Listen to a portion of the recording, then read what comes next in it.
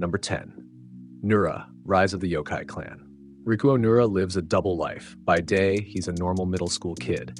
By night, he's heir to a powerful yokai clan led by his demon grandfather. Even though Rikuo wants to live like an ordinary human, his bloodline keeps pulling him toward his yokai heritage. As dark forces threaten his clan, he must embrace his demon side to protect both worlds.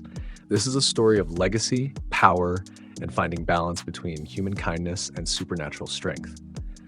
What makes Nura special is that it's not just, hey, I'm part demon, let's go wreck stuff. No, Rikuo actually resists his powers for a good part of the story. It's that tug of war between humanity and the demon world that makes his journey so satisfying. Plus, the art direction absolutely nails the eerie mythical Japanese vibe. You can practically feel the yokai breathing down your neck. And when Rikuo finally decides to stop holding back, yeah, that's when you know things are about to get legendary. It's like watching a quiet kid suddenly dunk on everyone in the finals. Number 9, the Faraway Paladin. Will grows up in a city of the dead, raised by 3 undead guardians: Blood, a towering warrior skeleton; Mary, a kind-hearted mummy; and Gus, a wise ghost wizard. Each teaches him vital skills: combat, faith, and magic, while hiding a dark secret about why they chose him. When Will finally learns the truth, he sets out on a journey to honor his strange family, battling monsters and protecting those who can't defend themselves, while carrying the blessings of both the living and the dead. This one hits different. Will's upbringing is equal parts creepy and heartwarming. You've got a skeleton dad teaching swordplay, a mummy mom cooking meals, and a ghost grandpa teaching magic. It's like the Addams Family, but with medieval monster slaying. The Faraway Paladin isn't just about power, though. It's about gratitude. Will never forgets who raised him, and every battle feels like he's fighting to make them proud. Plus, the world building is so good it makes you want to grab a cloak, a sword, and just live there. Well, maybe not in the Undead City. That's a bit much. Number 8, Demon King Daimao, Ichiban Ushiro no Daimao. Akuto Sai enrolls in Constant Magic Academy with dreams of becoming a high priest. Unfortunately for him, a career aptitude test predicts that he will become the next Demon King. From that moment on, everyone either fears him, worships him, or tries to destroy him. Despite wanting to do good, Akuto's overwhelming powers and his demon-guided destiny push him toward chaos, with allies and enemies constantly blurring the line between friend and foe. This anime is peak, I swear I'm not evil energy. Akuto's life turns into a sitcom where every good deed he tries to do gets twisted into something terrifying.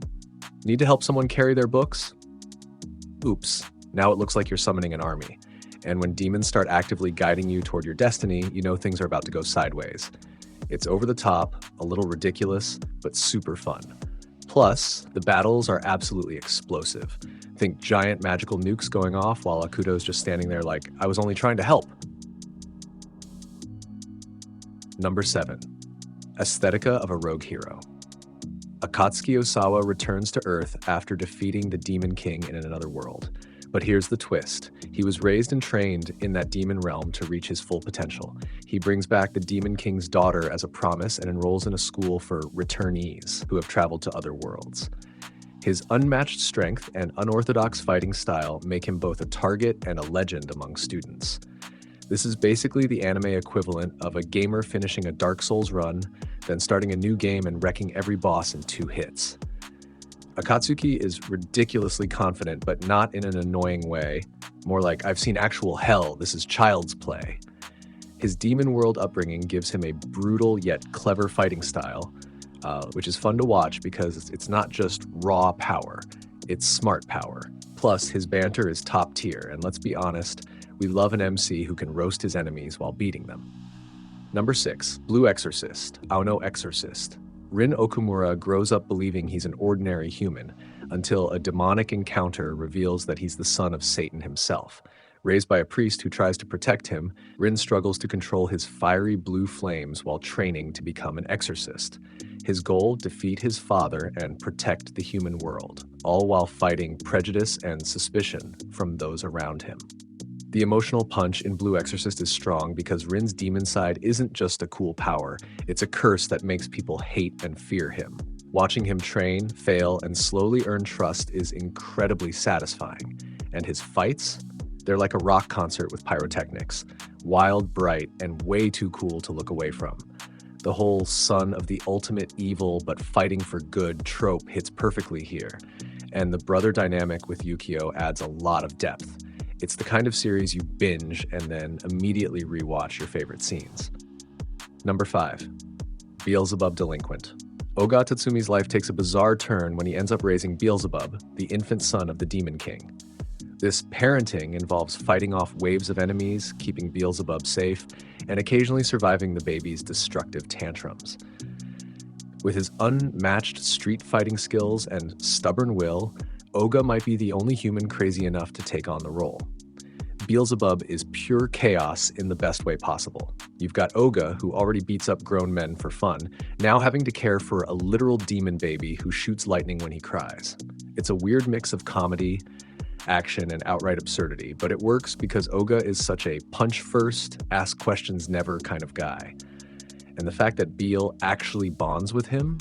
Adorable. This is one of those shows that'll make you laugh so hard your stomach hurts, then hype you up with ridiculous fight scenes. Number 4. How Not to Summon a Demon Lord. Takuma Sakamoto, an awkward gamer, gets transported into a fantasy world as his in-game character, Diablo, a powerful demon lord. Despite his antisocial nature, he's suddenly surrounded by people expecting him to act like the domineering figure he portrays. His overpowered abilities and demon lord persona lead to him influencing events far beyond his understanding. This is what happens when you max out your stats but have 0 points in social skills. Diablo's demon lord act is hilarious because really just a nervous gamer pretending to be intimidating. But his power? Absolutely ridiculous. Every fight is like watching a raid boss casually wipe a party of level 100s. And while he wasn't technically raised by demons in the traditional sense, his whole character comes from a demon lord identity, which makes him act like one even when he's terrified inside. It's chaotic, funny, and packed with magic explosions. Number 3. Black Clover Asta. Born without magic in a world where it's everything, trains his body relentlessly while dreaming of becoming Wizard King. His fate changes when he receives a 5-leaf clover grimoire containing anti-magic, power from a devil. Though he grows up in an orphanage, the demonic influence shapes his path, making him one of the most dangerous fighters alive. Black Clover is proof that even without magic, you can still flex on everyone. Asta's anti-magic abilities are basically a middle finger to the entire system, and it's so satisfying watching nobles freak out when their fancy spells bounce off his swords. The devil inside his grimoire isn't just a plot device, it's a game changer that pushes Asta into crazy power-ups. And his sheer determination? Man, this guy would try to punch God if it meant protecting his friends. If you want non-stop battles and hype speeches, this is your show.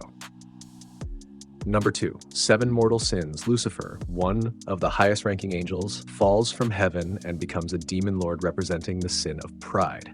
She clashes with other demon lords ruling over different sins, each influencing the human world in their own twisted way. The series blends over-the-top battles with a dark, seductive style that makes every confrontation feel intense and personal. This anime is like if a heavy metal album cover came to life. Every character is larger than life, dripping with attitude, and swinging around powers that could flatten continents. While it's a bit more on the flashy and fan service heavy side, the demon politics are actually pretty intriguing. You've got this constant push and pull between characters who all think they're the top dog, and the prideful, rebellious Lucifer is just the perfect chaos agent in that mix. The fights are insane, the visuals are wild, and it's the kind of anime you watch with the volume cranked way up. Number 1. Bastard! Ankoku no Hakaishin. Dark Schneider, a legendary wizard raised among demons and dark sorcery, is resurrected into the body of a young boy when the kingdom faces destruction. Arrogant, powerful, and dangerously charming, Dark Schneider uses his demonic upbringing and immense magic to take on armies, monsters, and rival sorcerers in his quest for dominance, and maybe a little fun along the way. Bastard is pure, unfiltered 80s fantasy metal energy. Dark Schneider isn't your humble, selfless hero. He's cocky, dramatic, and absolutely loves showing off. And honestly, it's refreshing. His demon world upbringing makes him reckless and fearless, which leads to some of the most outrageous magic battles you'll see in anime. Firestorms, lightning, city-level destruction, it's all here. Plus, his personality makes every interaction hilarious because you never know if he's about to flirt, fight, or both at the same time. So there you have it. 10 anime where the main character grew up with literal demons and came out stronger than anyone could handle. Whether it's heartwarming, hilarious, or just plain explosive, these series prove one thing. Sometimes, the best teachers aren't saints. They're devils. Which one are you watching first?